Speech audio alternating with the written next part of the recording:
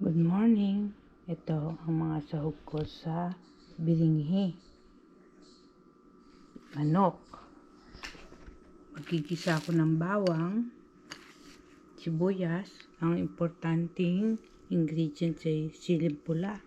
At lalagyan pa yan ng sayot,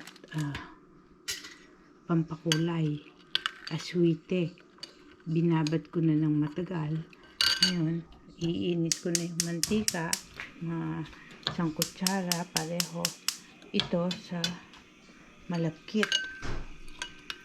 Yan, malagkit. Ito ang pang seasoning, pang paalat. Ngayon, nagpakulo na ako ng tubig doon. At aking uumpisahan na ang paggisa. Yan. Ang hugas, ang malagkit na ginamit ko, itong klase na to. Itong ganitong klase. Pagka nilalagyan ko ng food saka plastic para hindi inaamag. Ngayon, gagamit tayo ng panggisa. Sandok. Ito, kailangan ko ng patungan. Yan. Ngayon, dahil napakulo ko na yung mantika niya, yan, igigisa ko na yung bawang. Mainit na yan. Tapos pinupunasan ko yung buong paligid ng gamit ang daliri ko para hindi tumitikit ang mga bawang, sibuyas, kung ano maigiging dito. Madali siyang linisin sa kapag yan, ganyan. Titingnan nyo kasi hindi masarap sa bawang na-overcook o nasusunog.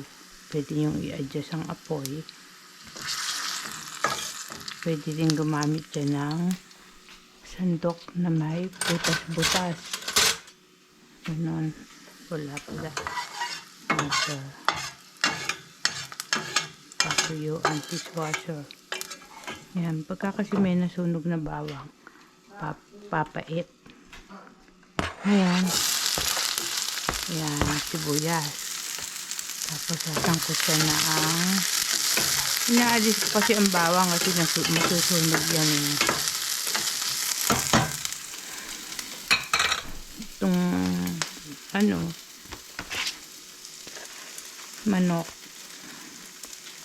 isasangkot siyang mabuti. Ang ibig na sabihin, sangkot siya, hahaluin mabuti. Pagka kasi hinahalo mabuti nawawala ang lansa. Ito pwedeng hindi nyo naman masyadong lutuin. Don't need to fry this too much. Basta kung wali may nalagay na maitim na bawang, alisin nyo kasi mukhang dumi. Lalo na kung nasa restaurant kayo o patindan nyo yan, akala nila langaw. Yan. Yan. Gigisa na natin yung manok. Pag gigisa ng manok, pwedeng magdagdag ng mantika. Kasi puro bawang sibuyas yan. Mga gagamitin nyo ito para hindi masubuhos masyado. Kagaya nito. Pwede nyong hugasan ng bagya. Hinaan ng apoy. Sunog na naman. Ayan.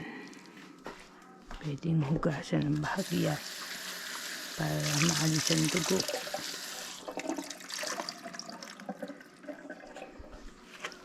Tapos gigisa na yan.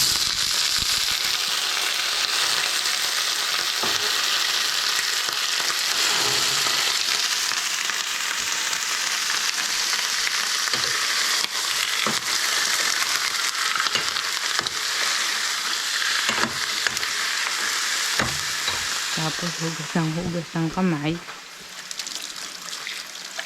Mahalaga din, meron ditong tuwalya, punas-punas. Ganun. Para walang slimy na nakabit sa kamay. Kung slimy kasi, bacteria rin yan. Yan, ito. Siya, bibili na siyang ganyan para yung dugo maluto. Ayan, bibili niyo paminsan adjust ulit ang apoy. Ayan, habang ginigisa ko siya dyan, iinit ko na to. May mantika na to. Pinunasan ko ng daliri ko. Buong ganyan para hindi dumikit yung malagkit. Ibubusa ko yung malagkit para mabilis maluto. Habang meron akong kulong tubig na dito. Kaya maganda, lagi kayong may kulong tubig kasi pag may kulong tubig, mabilis maluto. Saka, mas safe. Kasi pag ibinuhos nyo ang kulong tubig, kaya unlike yung hindi kulo, hindi niya kaagad namamatay kung may matirang mga bacteria dyan sa mga karne. Naaalis na lahat. Totally, wala na. Pag kulong tubig ang ginagamit niyo.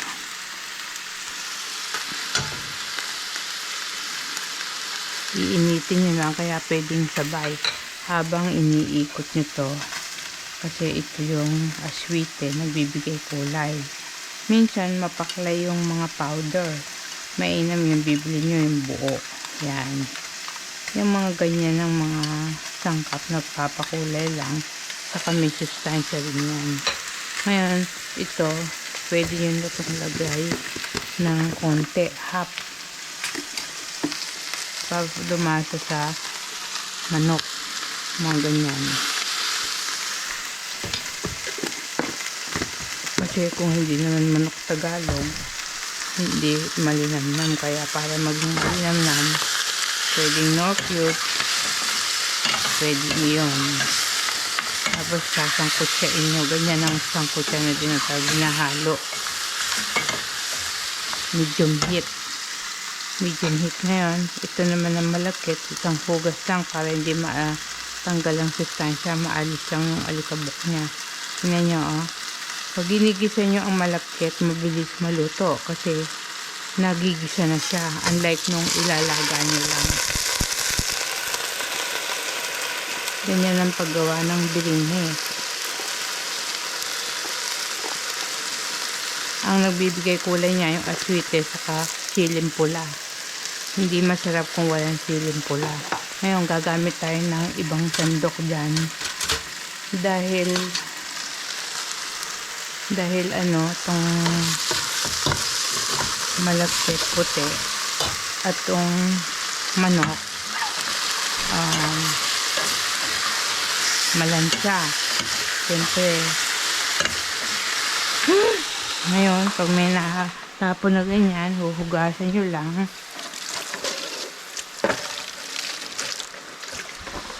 Babalik nyo lang ganyan, kailangan nahugasan. Tapos ito lalagyan nyo ng konti lang, paunti-unti, kasi pag binigla nyo yan, hindi pa rin lutong-luto yung manok, may dugo-dugo pa yan.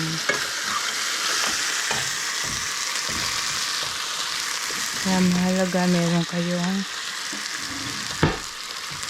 pang pot holder para hindi mapapaso ang kamay nyo. Ingatan nyo ang kamay nyo, mahalaga ang kamay.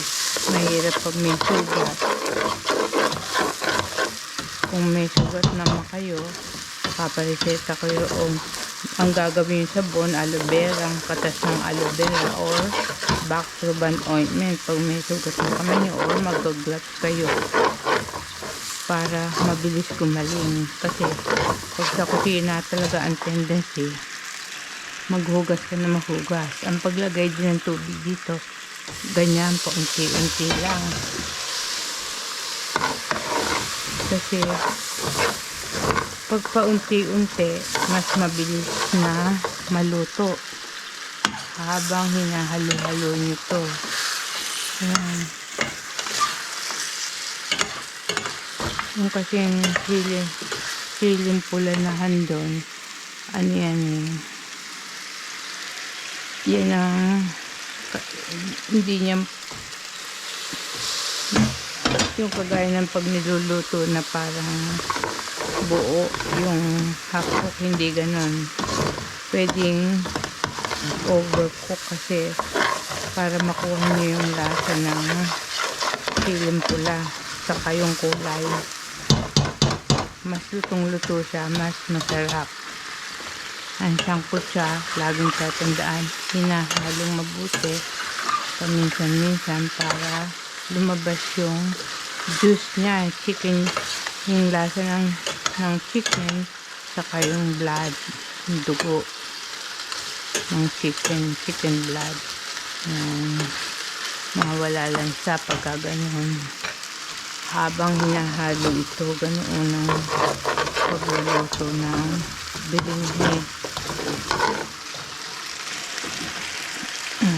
Konti uli. Ayan. Sa umpisa, konting-konti. Sunod, medyo parami ng parami. Hanggang sa mabilis siyang maluto.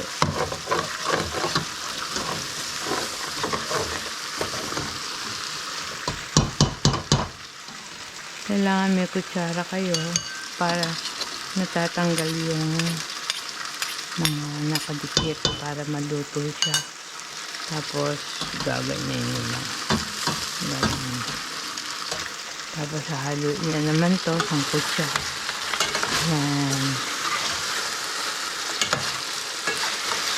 Mix para yung the seasoning, like Knorr seasoning powder, gulon, will mix to the chicken, and like that, so it will taste more better.